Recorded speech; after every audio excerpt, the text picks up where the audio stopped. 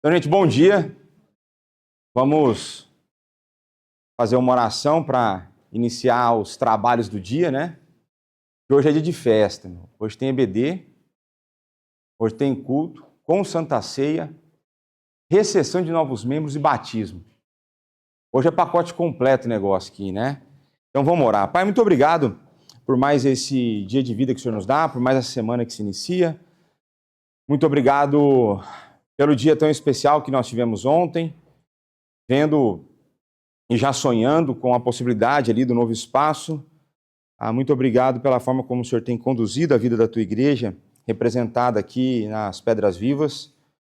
Muito obrigado, pois o Senhor tem derramado da sua graça, da sua misericórdia sobre nós.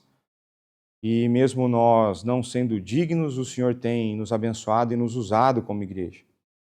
Continue a trabalhar em nossa vida, em nosso coração. Continue a nos conduzir num conhecimento, num caminho de conhecimento cada vez mais íntimo e profundo do Senhor. Abre o nosso coração para entendermos a Tua Palavra e para que, entendendo a Sua Palavra, possamos estar cada vez mais submissos a ela e a Ti, cada vez mais próximos do Senhor. Tudo isso nós oramos, gratos, no nome do Teu Filho Jesus Cristo, o nosso Senhor e Salvador. Amém.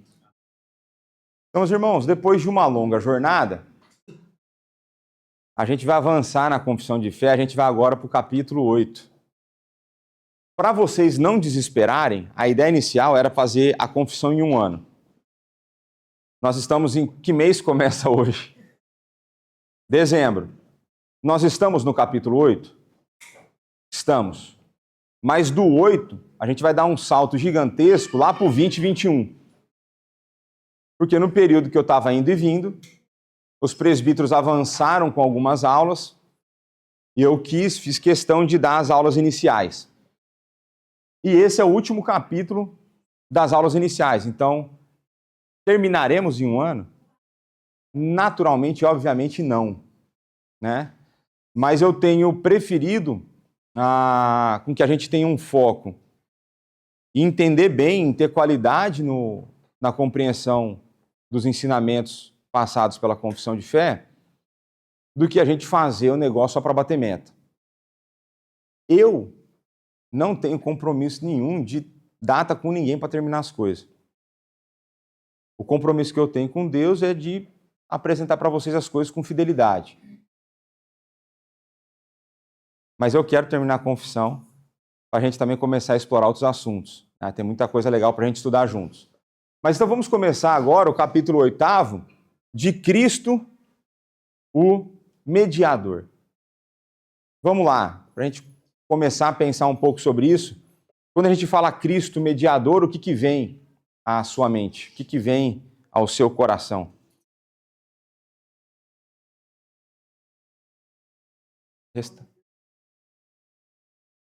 Como? Então, o Marco falou restauração, a Sônia falou, é ele quem faz a ponte entre Deus e nós. O que mais vocês pensam quando mediador?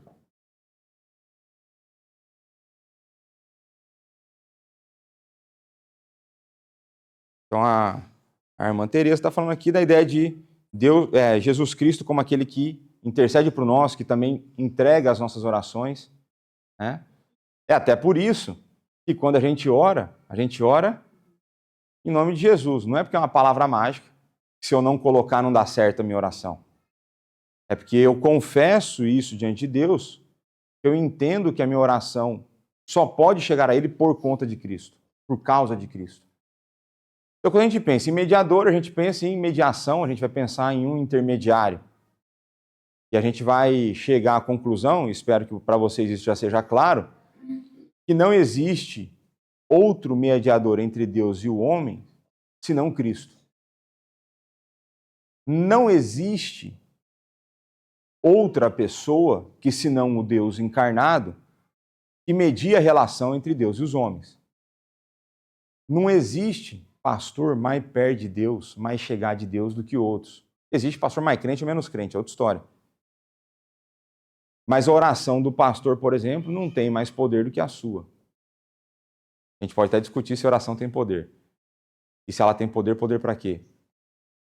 Mas não existe, então, um ser humano sem ser o Deus encarnado, o Deus homem, que media essa relação. Isso é importante. E a gente sabe que existe, ou existem, igrejas que vão apelar, então, para uma figura humana como aquela que vai mediar essa relação. E hoje, eu planejei a gente ficar só nesse parágrafo. Tá certo? Então já estou falando de partida, não criem grandes expectativas de que nós avançaremos muito, a gente vai ficar nesse parágrafo hoje. E eu quero passar com vocês, a princípio, nós passaremos por quase todos os textos bíblicos que estão na referência, tá bom?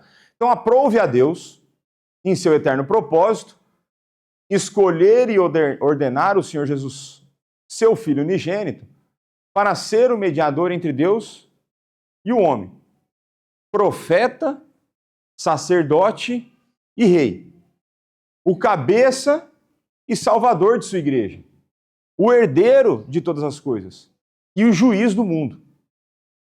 Deus lhe deu desde toda a eternidade um povo para ser sua semente e para, no tempo devido, ser por ele remido, chamado, justificado, santificado e glorificado. Quando eu olhei aqui a descrição, eu já cansei de tanta responsabilidade. Não é? Então ele é Filho unigênito, aí vai, mediador entre Deus e os homens, profeta, sacerdote, rei, cabeça, salvador da igreja, herdeiro de todas as coisas e juiz do mundo. Mas tá bom para você ou é pouco?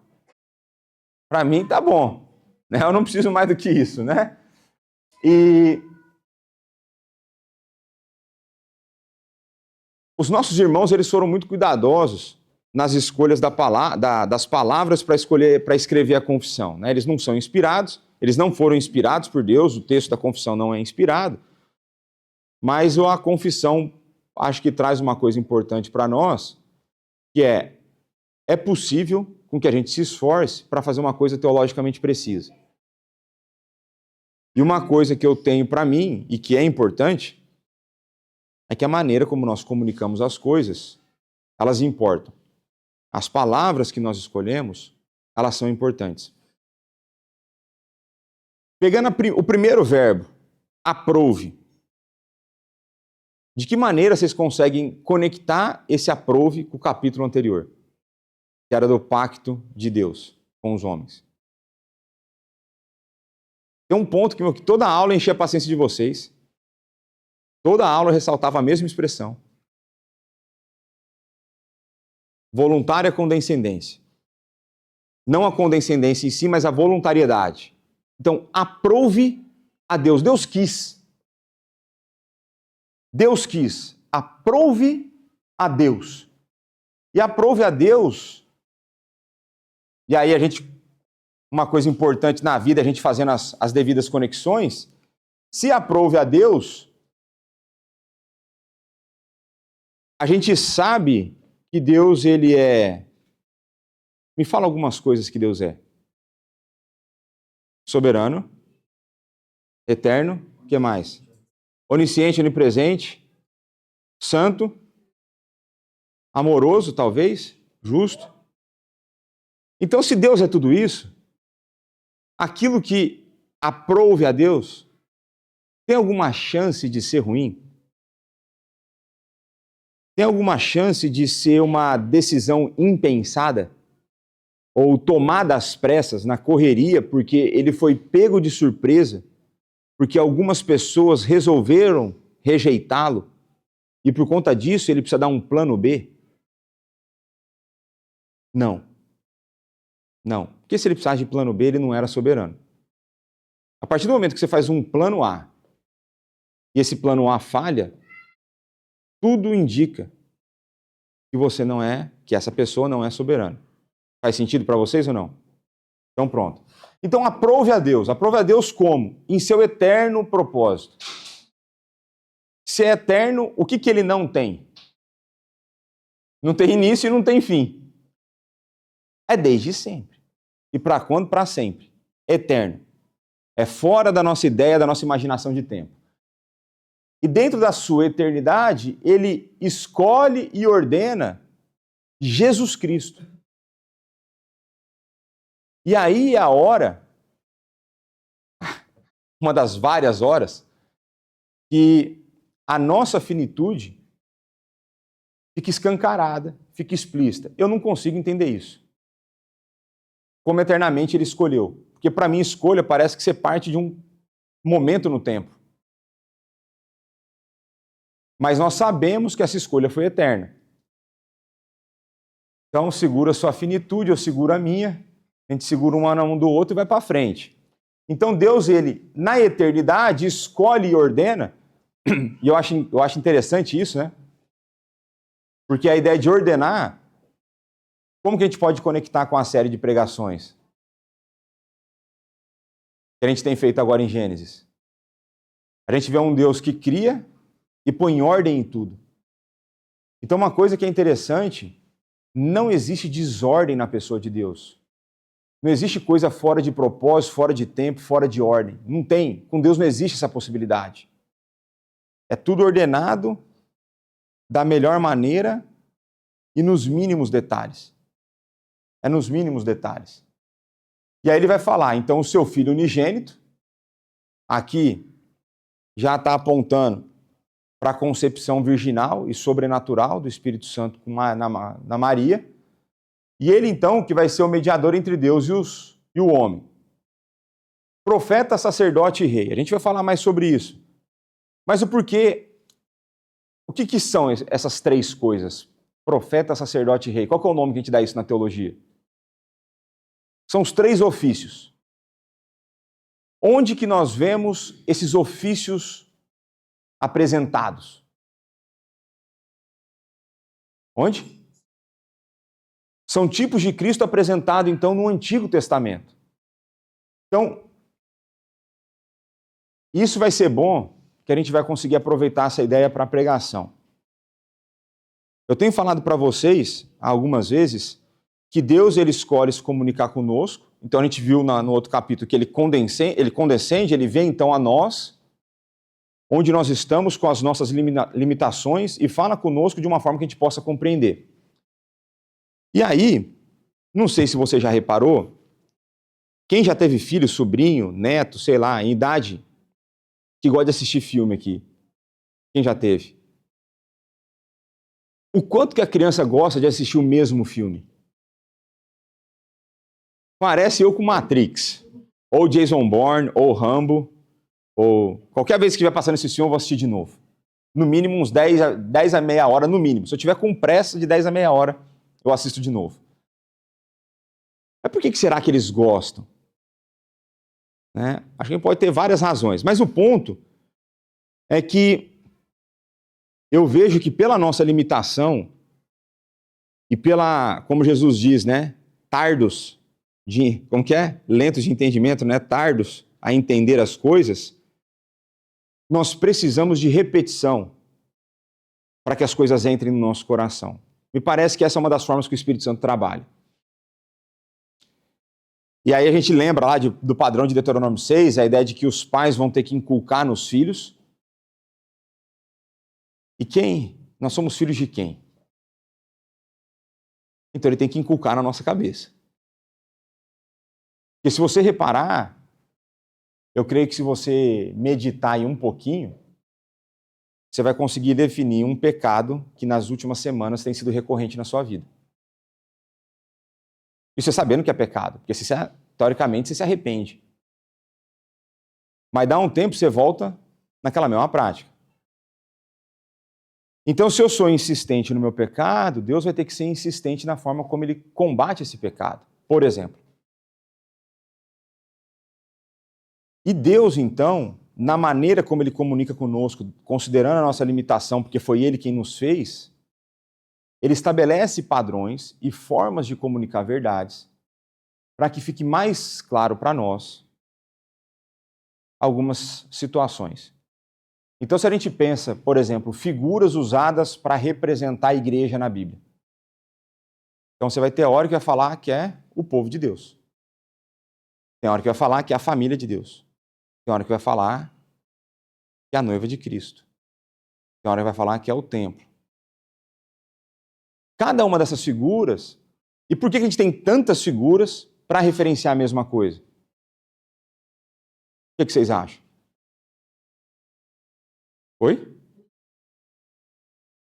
Além da gente entender no tempo, tem um outro aspecto importante, que cada figura, ela tem em si limitações.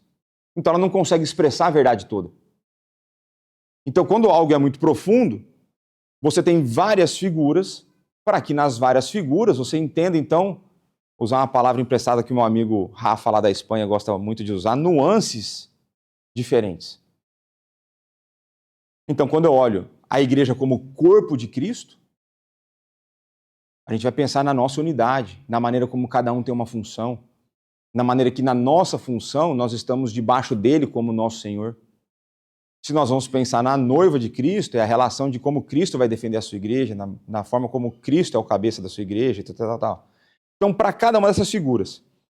E aí, entra na história os benditos 3 ofícios: sacerdote, profeta e rei. E mais para frente eu vou mostrar para vocês de que existe uma razão pela qual, aí vai existir alguma briga, alguma disputa dentro da teologia, mas que nunca nenhum homem, senão Cristo, exerceu essas 3 funções. Esses 3 ofícios. Que ninguém seria capaz de representá-los a não ser o Deus encarnado. E a gente vai ver como que isso afeta a nossa realidade. Mas então, se não bastasse ele ter os 3 ofícios, e esses aqui são os 3 ofícios que tinham um esquema de unção, é outra história, né? E aí ele é também o cabeça e o salvador da igreja. Se ele é o cabeça, pressupõe o quê? Ele ser o cabeça. O que essa imagem te comunica? Liderança, o que mais? Se é liderança, a igreja então vai estar submissa a ele, devendo fazer aquilo que ele manda. Então a gente vai ver como esses padrões que Deus vai usando ao longo da história vão servir, inclusive, para a gente entender a ideia do 7º dia hoje da criação, que já não é mais um dia da criação. Isso é importante. Vai ser um padrão estabelecido na criação, isso é importante. Então vamos lá. Então ele é o herdeiro de todas as coisas, o juiz do mundo. Então aquela história de que Deus é amor da nossa época, né? O Deus mutilado, né? Então Deus é amor, mas Deus não é justiça. Não existe.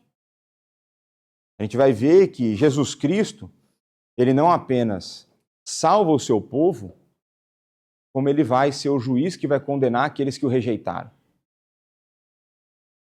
Aquele faz sentido? Então pronto. Então Deus lhe deu, desde toda a eternidade, um povo para ser sua semente. Então desde quando o povo está eleito? Desde sempre. Desde sempre. Ah, não me pergunta como. Só sei que é. Então é desde sempre, né? E aqui isso é importante. Até agora a gente falou em eternidade, certo? Para quê? No tempo devido. Esse povo seria por ele remido, chamado, justificado, santificado e glorificado. Parece até Romanos 8, certo? Tem tons de Romanos 8, certo? Então, na hora que a gente olha, e para você ver, né? Isso é uma coisa que eu acho muito interessante na maneira como a Assembleia de Westminster trabalhou. Eles tentaram usar a maior quantidade de texto possível sem repetir. Porque eles não citam Romanos 8 aqui. Romanos 8 está ali, mas não citado. Mas a ideia está ali. Para a gente ver a riqueza, a beleza da palavra e a maneira como essa verdade não está contida num único exclusivo texto, mas está espalhada por toda a Escritura. Senão, se a gente usar sempre o mesmo texto, né, pensando aqui num documento confessional para justificar aquilo, parece que a gente montou uma doutrina em cima de um texto só. E está aí uma coisa que a gente jamais deve fazer. Doutrina em cima de um só texto. Ok? Então pronto. Então vamos aqui começar pela primeira parte, né? Então Isaías 42:1 vai dizer: eis aqui o meu servo, a quem sustenho, o meu escolhido, em quem a minha alma pus sobre ele o meu espírito, e ele promulgará o direito para os... Que texto que vem à cabeça de vocês, lendo Isaías 42 aqui agora? O batismo de Jesus, não é? Esse é meu filho amado, em quem me comprazo. Pus sobre ele meu espírito. Quem vem sobre ele? O Espírito Santo em forma de pomba, né? Então, a gente vê que ele é o servo, o meu escolhido, a quem a minha alma me compraz, e quando a gente aplica esse texto, a gente faz a conexão com o batismo de Jesus, é o Filho amado. Senhor, o Filho. 1 Pedro 1, 19 e 20. Mas pelo precioso sangue, como de cordeiro sem defeito e sem mácula, o sangue de Cristo, conhecido com efeito antes da fundação do mundo, porém manifestado no fim dos tempos, por amor de vós. E eu olho para isso e penso nessa ideia da mediação e eu vejo a profundidade e a maneira como Deus se relaciona conosco, né? Por amor a nós, Ele manifesta Jesus Cristo. Por amor a nós. Então, não sei, né? Vocês vão lembrar disso na pregação, mas fala que os profetas do Antigo Testamento pesquisaram, inquiriram, foram atrás para descobrir, porque eles sonhavam em ver quem seria o Messias. E a nós foi revelado, né? E por fim, esse, mais claro que esse impossível, né? 1 Timóteo 2,5, porquanto há um só Deus e um só mediador entre Deus e os homens, Cristo Jesus, homem. Então, Deus encarnado, só um mediador. É por isso que não existe na igreja cristã a figura de alguém que você confesse os seus pecados para que você consiga ou obtenha perdão. Você não precisa vir a mim confessar os seus pecados para eu te punir. E o que eu acho engraçado, né? Porque é penitência, certo? Não é o nome dado na penitência? Qual que é a penitência? A penitência, eu vou lembrar da minha época lá, né? Quando eu era menino pequeno, né? Quando era um miúdo lá, aí você ia confessar, aí a penitência era rezar. Rapaz, mas que bela visão do relacionamento seu com Deus, não? Você tem direito de entrar diante do Criador de todas as coisas em oração diante dele, é reza, tudo bem? Você tem o direito de falar com ele e isso é uma punição. Olha que loucura! Ou estou viajando muito aqui? Palavras importam. A maneira como a gente comunica importa. Então, agora, isso não quer dizer que se você quiser vir confessar o seu pecado para mim, você não deva. São duas coisas diferentes. Você pode e eu posso te ajudar na caminhada na luta contra o pecado. Mas não é porque você confessou para mim que você vai obter perdão. Porque não sou eu que negocio, não tem balcão de negócio com Deus, não sou eu que medio. Por você, eu não iria para a cruz de jeito nenhum. Tá entendendo? Não iria. Né? Vou ficar quieto para não me comprometer. Então não existe outra pessoa além de Jesus Cristo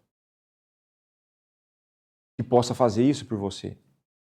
É Ele o único mediador entre Deus e os homens. E a coisa que eu acho interessante nisso, que não tem possibilidade melhor do que esse mediador.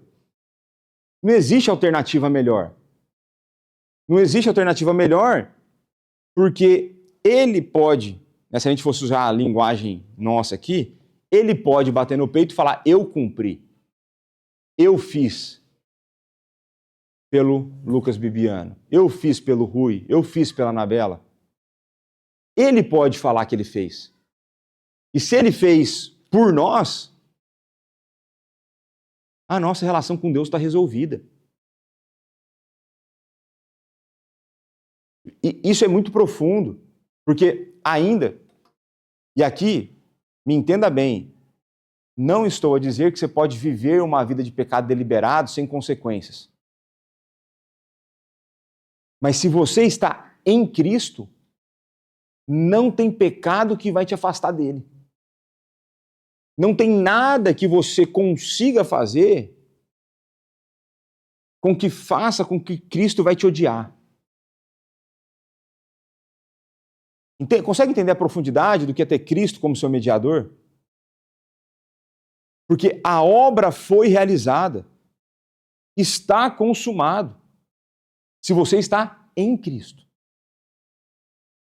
Aí depois é outra história, a gente falar como que você está lidando com essa vida de pecado deliberado, é uma outra história.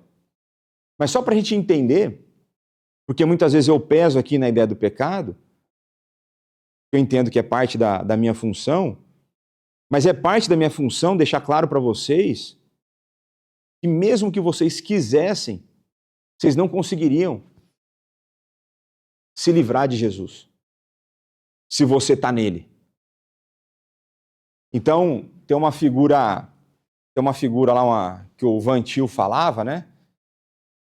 Cornelius Van Til, de que nós, muitas vezes, né, somos como crianças no colo dos pais, no colo do pai, por exemplo, dando birra e tentando dar tapas na cara do pai, enquanto o pai nos segura no colo, sabendo o que ele está fazendo conosco.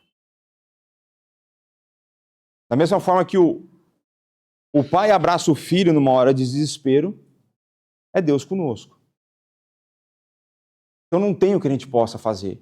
E a figura, e isso é importante, a figura dos pais humanos, essa figura ela pode falhar na vida real.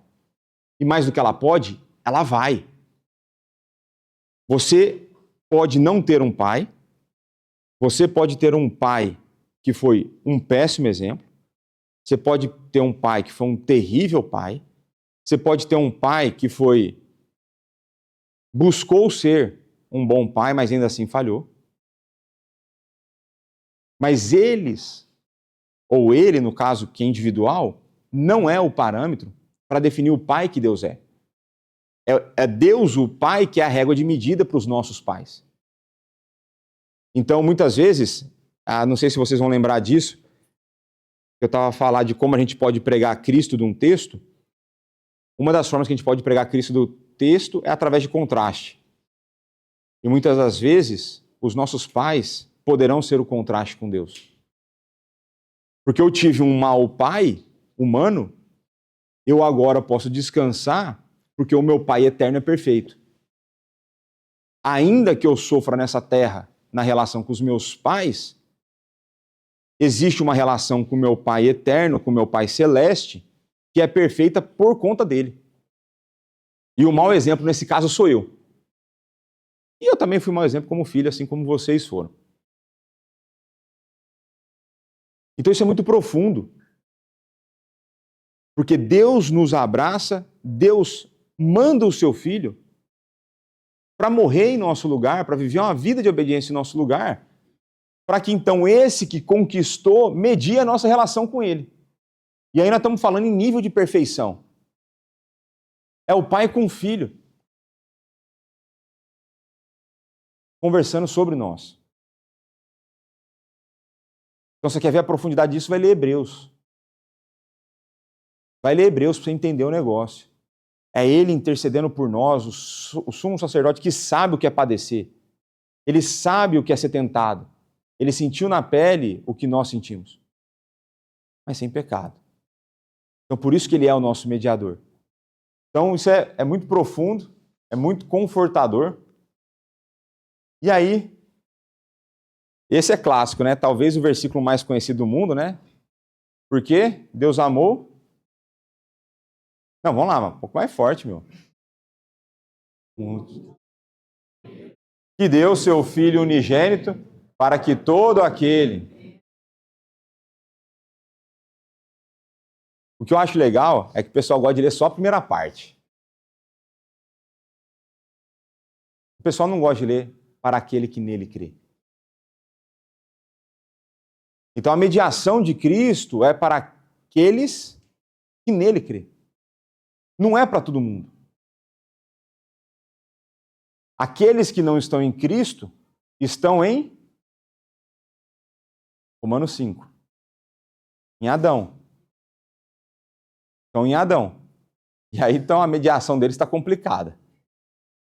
Então, Deus deu seu Filho unigênito, a gente viu aqui unigênito, para que todo aquele que não, mas tenha vida eterna. É no mediador, Jesus Cristo, que nós podemos ter a vida eterna. É só nele, não há outro. E aí o Van Dixhoorn vai dizer, o que os cristãos sabem hoje, o povo de Deus, de alguma forma, já sabe desde o início.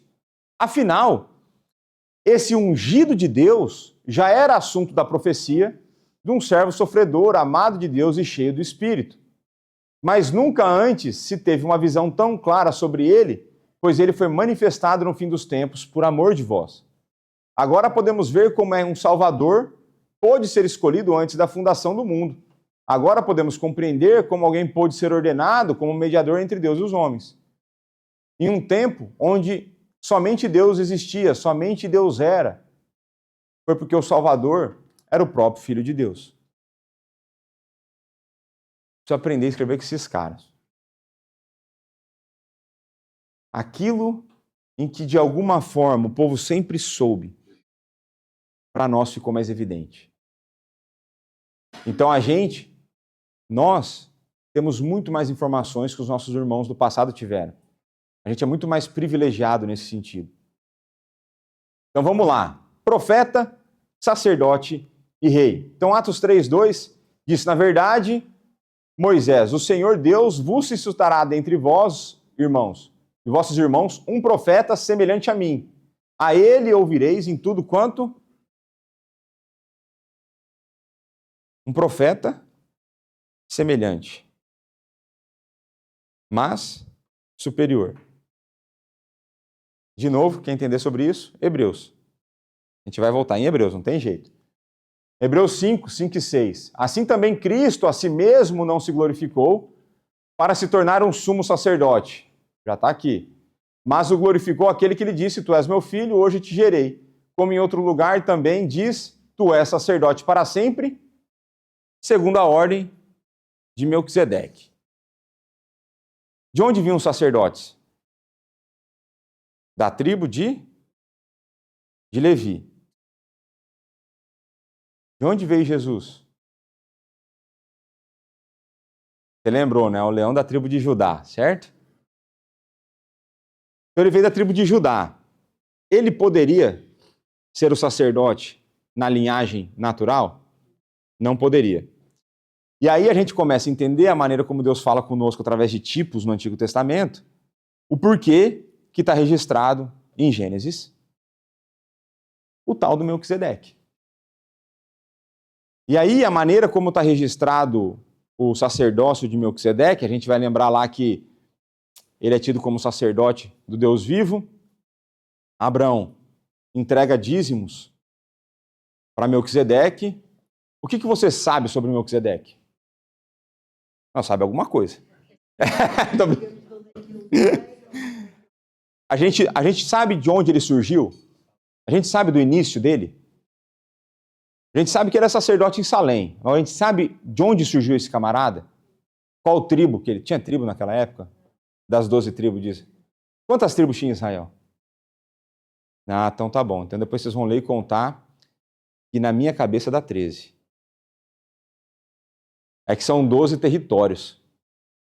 A tribo de Levi não tinha território, mas era tribo. Será que tem alguma coisa a ver? Quantos apóstolos são? 12? Eu diria que são 13. Porque Matias entrou no lugar de Judas e depois tem um nascido fora de tempo, certo? Não sei se tem alguma relação, não sei.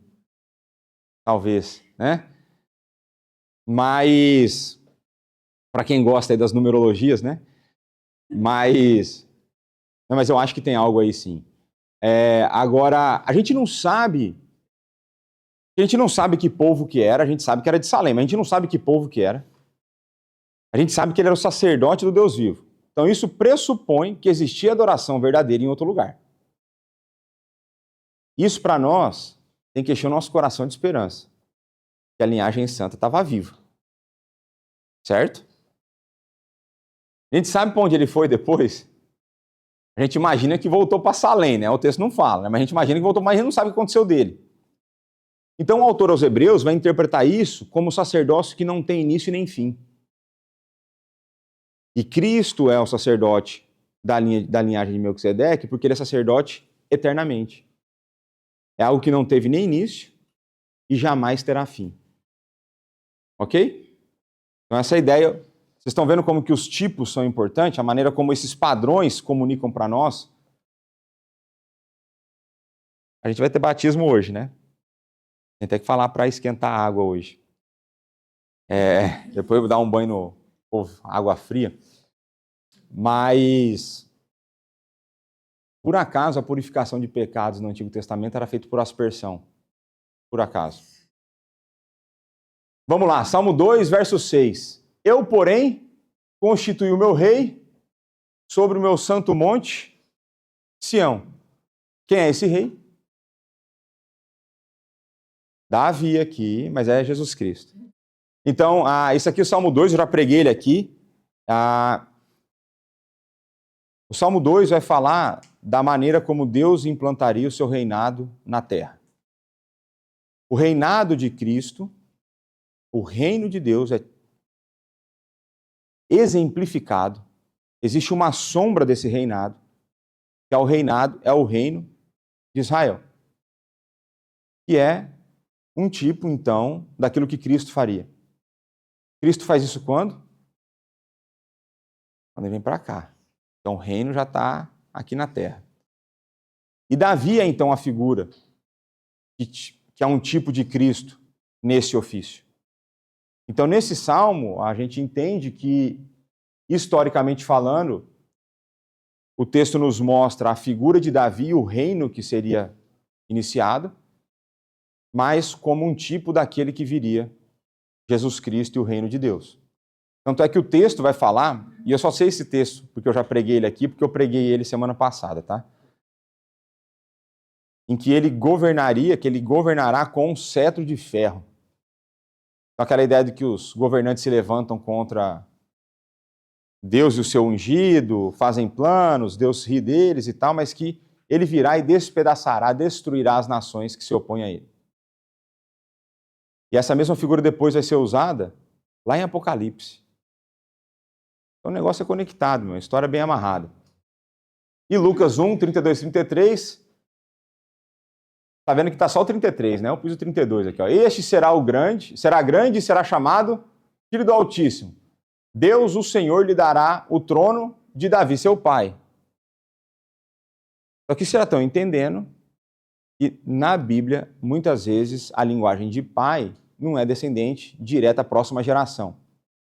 É um conceito judaico na forma de comunicar uma verdade. É para falar a ideia de falar de descendente, pegando aquele representante significativo e atribuindo para o próximo, né?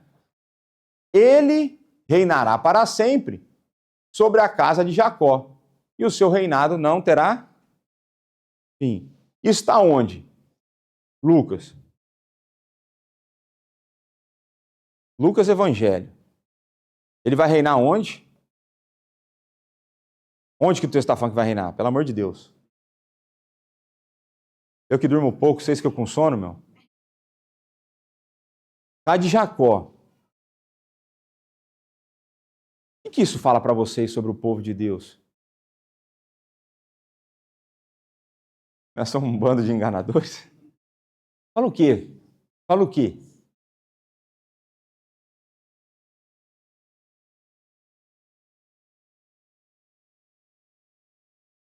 Só existe um povo.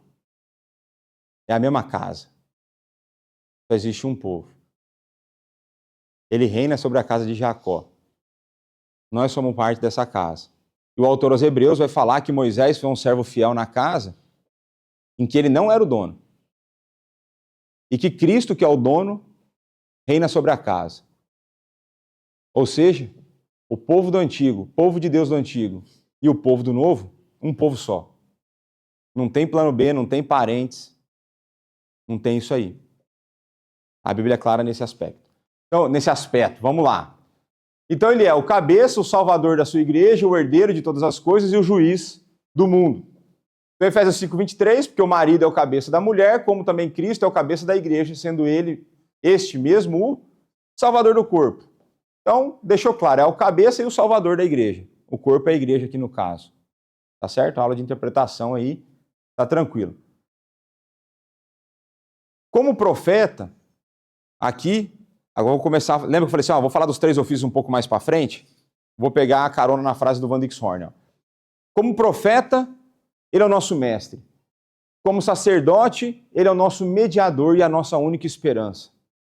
Como rei, ele é o nosso defensor e governante. Obviamente, o Filho de Deus não é apenas o Salvador, como se isso fosse pequeno. Não, como nosso profeta, sacerdote e rei, Cristo também é o cabeça da igreja. É ele quem nos conduz. Então aqui, nós como igreja estamos avançando. Estamos a avançar pela graça de Deus. E quem vai à nossa frente é Ele. É Ele quem nos ensina, é Ele quem nos salva e é Ele quem nos protege. O conselho sabe disso, eu sempre comento com eles, que tem algumas posturas de pessoas, às vezes, dentro da igreja e algumas pessoas de fora da igreja, que eu não arrumo confusão. E eu não arrumo confusão por quê? Porque quem que defende a igreja? A pior coisa que você pode fazer na sua vida é arrumar confusão com a noiva. Porque o noivo vem atrás. Pense quando você era novo, aqueles que são casados, se alguém mexesse com a tua namorada ou a tua noiva na época, o que você faria? Você faria do jeito errado, provavelmente, como eu faria do jeito errado. Mas as pessoas se esquecem que nós não somos donos da igreja. Tem pastor por aí esquecendo que ele não é dono da igreja. Por quê? Porque não foi ele que morreu na cruz. Não foi ele que comprou com sangue, como diz o texto de Atos. Então, isso aqui é para a vida. Arrumar confusão dentro da igreja, gerar divisão dentro da igreja, você está arrumando confusão e problema para a tua cabeça. Você está mexendo com a noiva de Cristo e ele vai defender a noiva. Ele ama o corpo de Cristo, ele ama a noiva de Cristo e ele vai agir em defesa. Fato. Fato. Então, tenham isso no seu coração. Quando você pensar em arrumar confusão na igreja, lembra disso. Quando você pensar em atazanar a vida do povo de Deus, lembra disso. E quando a sua igreja sofrer injustiça, lembre disso. Quando você for perseguido, lembre disso. E quem vai atrás para resolver é Ele. A vingança pertence ao Senhor. Tem coisa que eu não arrumo confusão, tem coisa que eu arrumo. Vier encher a paciência da minha esposa, eu vou arrumar confusão com você. Agora que a igreja eu vou deixar para Cristo. Com a minha fé, eu vou deixar para Cristo. É o jeito que funciona. Então vamos lá, vamos avançar aqui. Então, Hebreus 1:2, nesses últimos dias, aqui está falando da revelação, né? Nos falou pelo Filho, a quem constituiu herdeiro de todas as coisas, pelo qual também fez o universo. Atos 17:31, porquanto estabeleceu um dia que há de julgar o mundo com justiça por meio de um varão, que destinou e acreditou diante de todos, ressuscitando. Quem que é o varão? O ressuscitado dos mortos, né? Tá tranquilo, né? Você conseguiu entender essa ou tá difícil a referência? Ele vai voltar como juiz. Ele voltará para julgar. E parte da nossa função, quando a gente testemunha sobre o Evangelho, quando a gente anuncia as boas novas, é lembrar o povo que existem as más notícias. E a má notícia é que hoje as pessoas que não estão em Cristo o enfrentarão como juiz. E não é juiz comprável como existe por aí.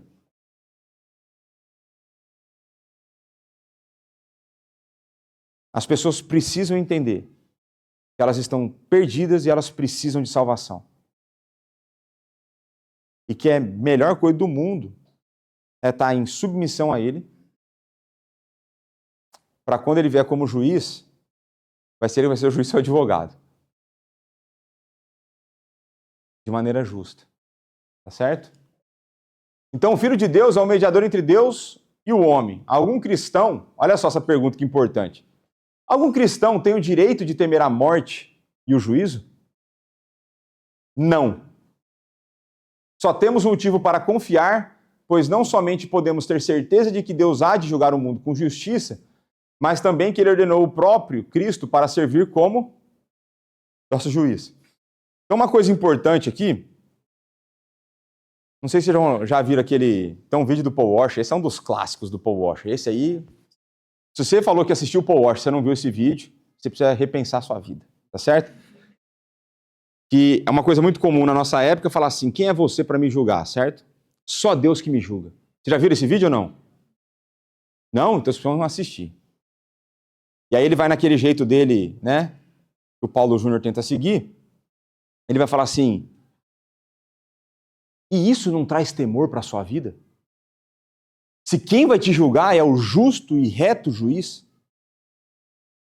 é melhor você cair na mão de algum de nós que pode julgar errado do que a certeza daquele que pode julgar reto se você não estiver em Cristo.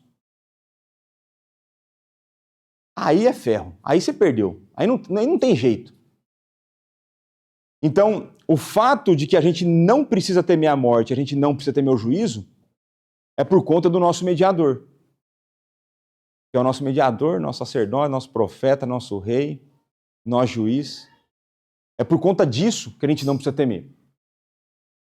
E aí, Deus lhe deu desde toda a eternidade um povo para ser sua semente. João 17,6, manifestei o teu nome aos homens que me deste. Eram teus, tu nos confiaste, e eles têm guardado a tua palavra. Tá difícil entender aí, não? É de quem? De Deus. Deus Pai escolheu.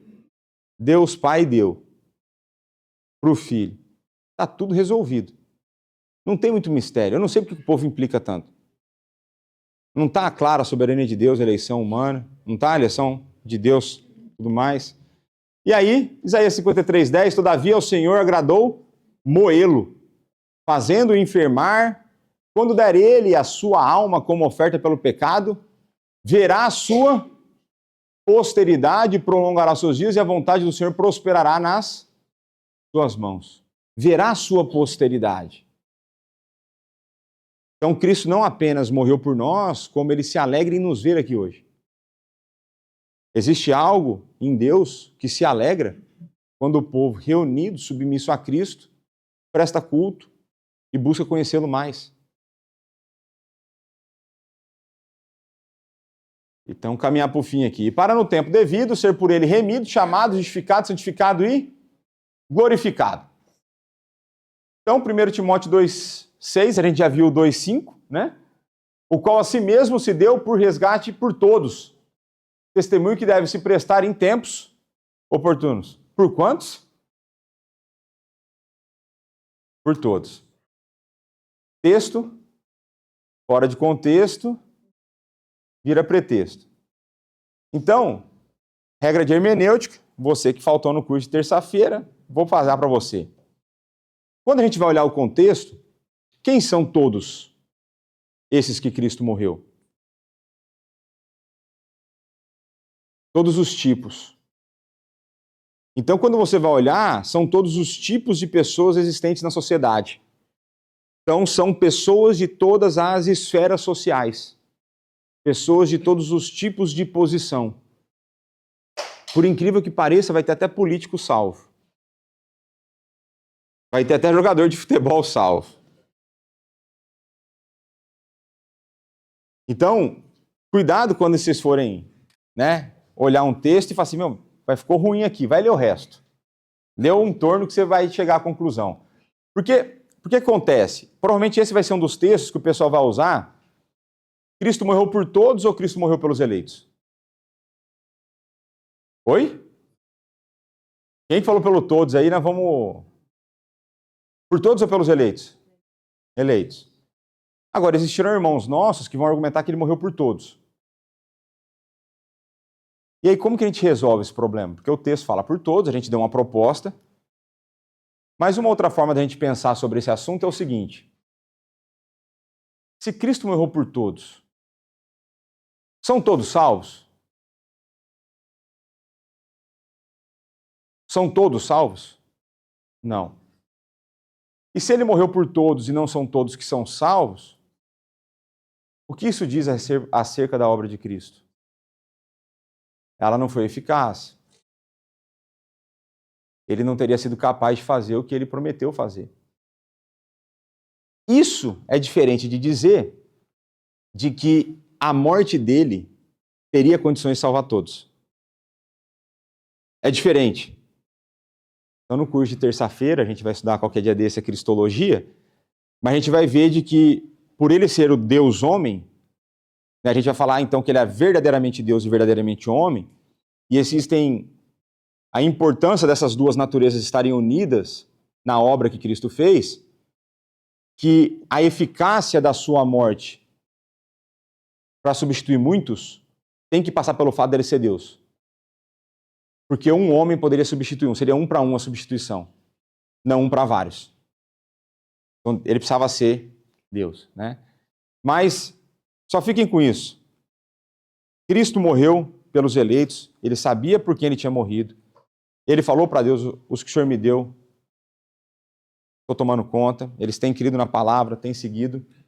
1 Coríntios 1,30, mas vós sois dele, em Cristo Jesus, o qual se tornou da parte de Deus sabedoria, justiça, santificação e redenção.